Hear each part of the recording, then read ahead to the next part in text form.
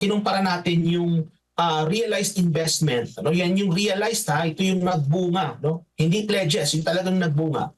Kinumpara natin yung panahon ni Pangulong Duterte at saka itong ngayon ni Pangulong Marcos Jr., makikita natin na mas malaki yung naging return on investment sa mga pagbiyahe ni PRRD kaysa dun sa return on investment sa mga pagbiyahe ni Marcos Jr. No? So makikita natin na based on the amount of investment that has come in sa Pilipinas na hindi naging ganun ka-productive no, yung pagbibiyahe ng ni President Marcos Jr. at kakarampot lang po yung na-realize na investment out of these investment pledges.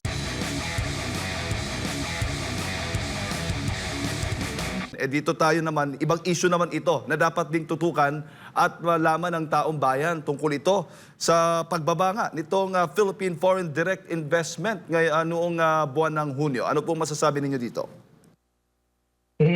Makikita natin na ayon nga sa ulat ng Bangko Sentral na yung ating net inflow ng foreign direct investment ito ay nasa $394 million po lamang At ito daw po ay pinakamababa sa loob ng mga ilang taon dahil na ganito kalaki yung naging pagpasok ng FDI noon pang April 2020. So matagal na yung panahon pa ng pandemic at bumabagsak itong FDI inflows sa ating bansa.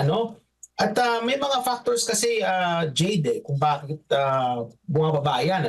So kaming mga economist, kinlasify namin yung mga factors na yan sa dalawang grupo. So meron tayong tinatawag na external factors at meron tayong tinatawag na internal or domestic factors. So halimbawa, dun sa external factors, nandyan na yung halimbawa kung ano yung lagay ng mga malalaking economy. Kasi tandaan natin na itong mga FDIs nanggagaling ito sa mga ibang bansa.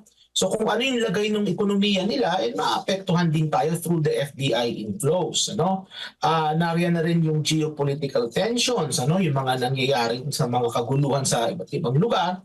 At nandyan na rin yung halimbawa yung climate change. So kasama yun sa mga external factors.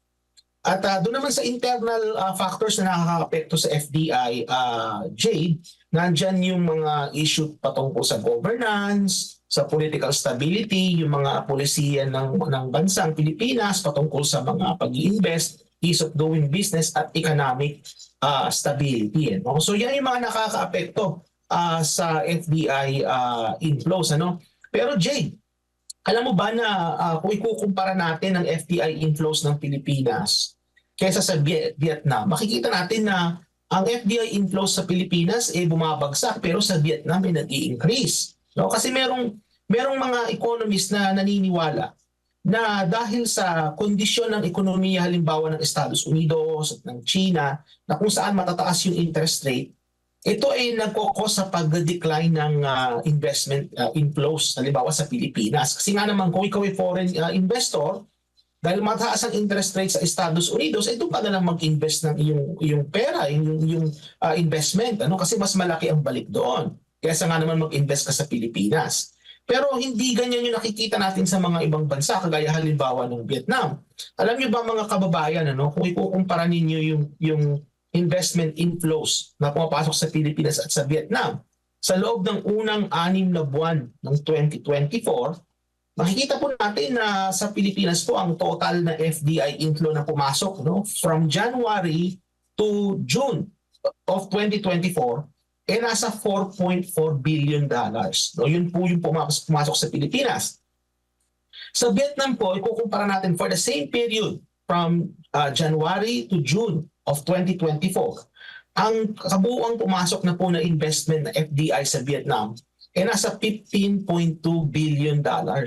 So kumbaga, yung Vietnam mahigit 3 beses yung laki ng investment na pumapasok sa kanila kesa sa Pilipinas. So anong pinupunto ko dito, Jade? Kasi banggit ko nga kanina, di ba, may mga internal factors, may mga external factors. Kung yung external factors ang makaka-apekto sa mga ekonomiya, makikita natin na bumababa dapat bumababa yung investment inflows. Pero sa kaso ng Vietnam, hindi ganun yung nakikita natin. Sa Pilipinas, makikita natin na bumabagsak. Sa palagay ko rito, kung titingnan mo yung mga ibang mga factors na nakaka-apekto sa investment, sa Pilipinas, ang nagmamatter dito, hindi masyado kung ano yung nangyayari sa labas ng Pilipinas. Nakikita ko dito na nagmamatter, Jade, is yung domestic factors. Ano, halimbawa, yung governance, no, yung klase ng pamamahala na meron tayo, political stability, economic stability. Sa palagay ko, ito yung mga mas matimbang na factors or explanations kung bakit nakikita natin na nagkakaroon ng decline, no, sa pagpasok ng foreign direct investment sa ating bansa, Jake.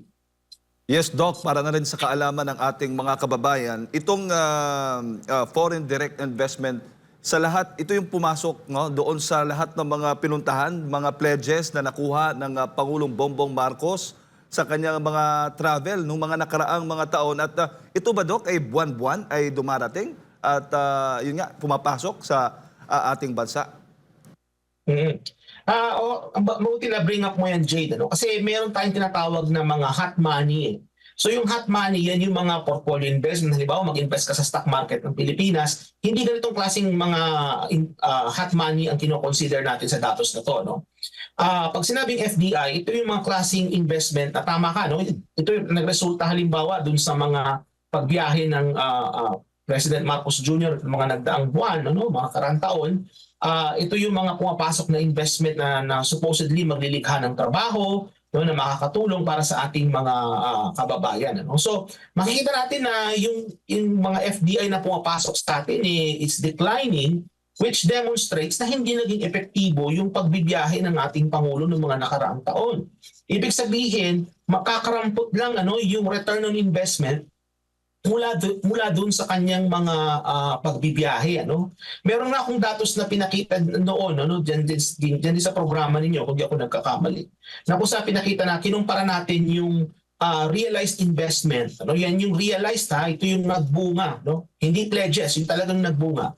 Kinumpara natin yung panahon ni Pangulong Duterte at saka itong ngayon ni Pangulong Marcos Jr., makikita natin na mas malaki yung naging return on investment sa mga pagbiyahe ni PRRD kaysa doon sa return on investment sa mga pagbiyahe ni Marcos Jr.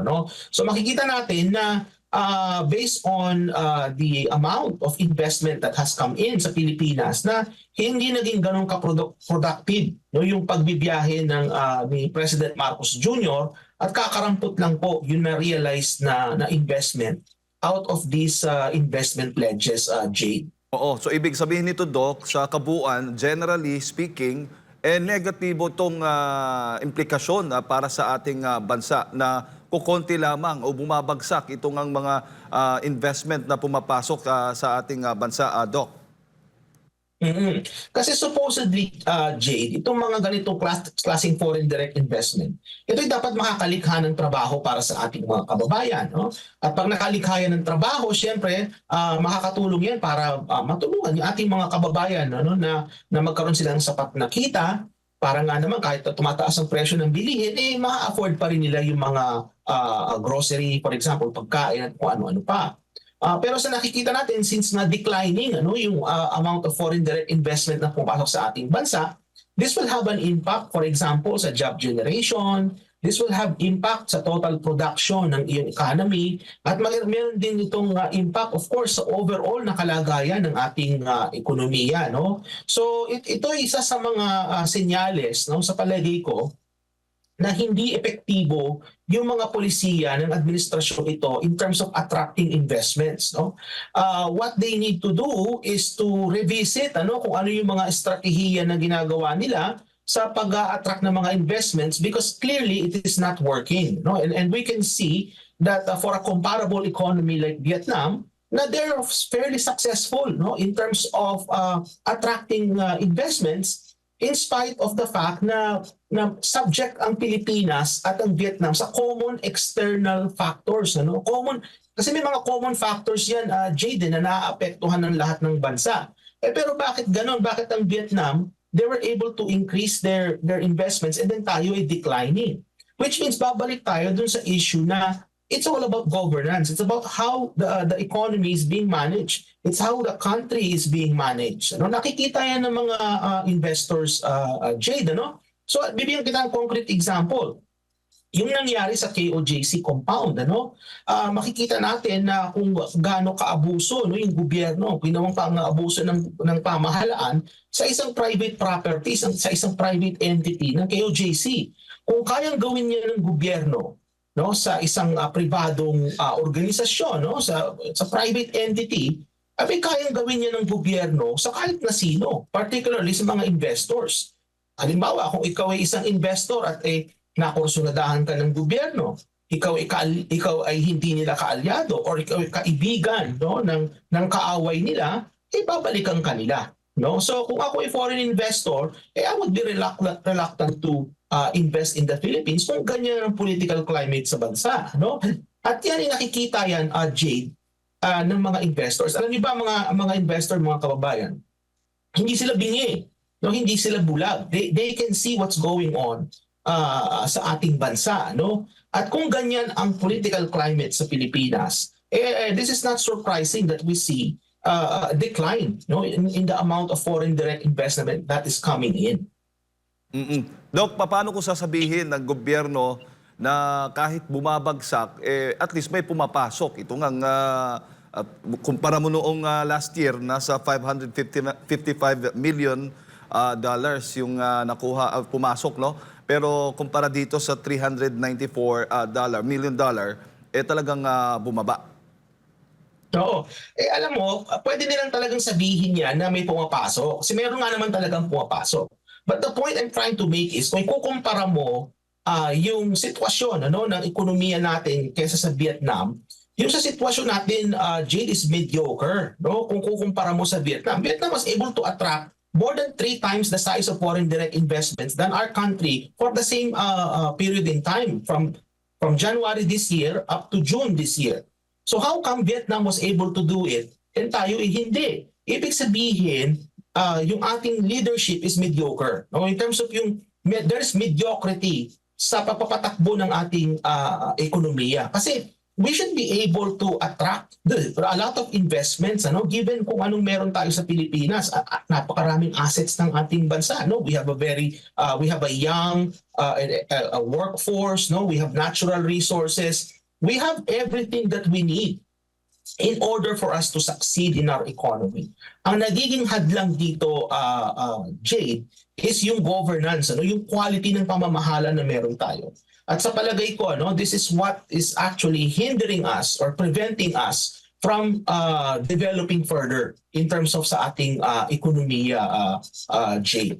Huli na lang, Doc, bago ko ipasa kay partner Admar, ito June, sa buwan po ito ng Hunyo, kailan po possible asahan natin na yung lalabas? May July din na update mula dito sa foreign direct investment. Tama ba, Doc?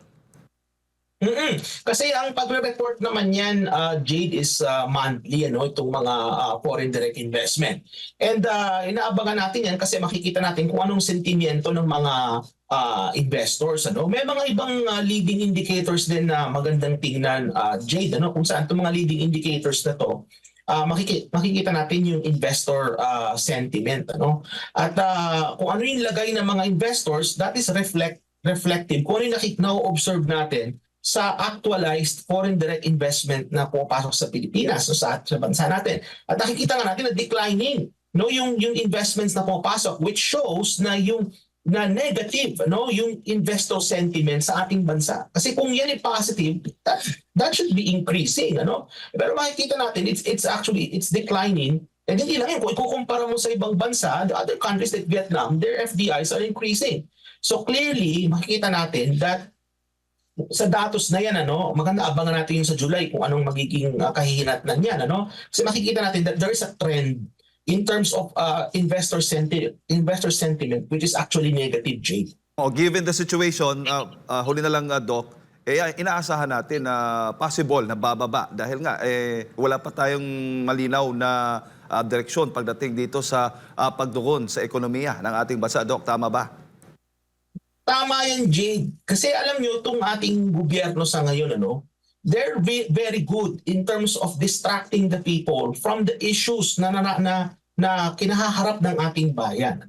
They're very good in terms of sa paglilihis ng atensyon ng mamamayan. Ano ba yung mga issues na kailangan nating i-address? all of them are economic. So nandiyan na yung mataas na presyo ng bilihin.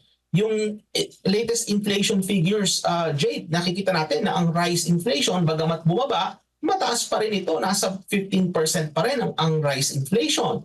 Makikita natin na ang paglago ng ating ekonomiya ay matumal kung ikukumpara mo sa pagtaas ng presyo ng bilihin. Kaya yung mga ating kababayan na nasa laylayan, nasa bottom 30% of the income distribution, hindi nila ramdam yung paglago ng ating ekonomiya. Nandiyan ang issue about employment generation. Hindi sapat, no, yung kalidad ng trabaho na nalilikha. Kasi nga kung magandang kalidad ng trabaho, hindi magiging issue itong inflation na ito, no? At makikita natin na nililihis ng gobyerno ang atensyon ng mga mamamayan sa mga issue ito. Paano nila ito nililihis? Saan nila nililihis ito? Kay Alice Guo, yung issue kay dating President Duterte, yung issue tungkol kay Vice President Sara Duterte, nandyan yung mga issue tungkol sa Pogo, kay Pastor Kibuloy. Nililihis nila ang atensyon ng mamamayan sa mga issue na yan para mapagtakpan yung pagkukulang nila sa pamamahala, no, in terms of addressing yung economic conditions ng ating bansa, Jade.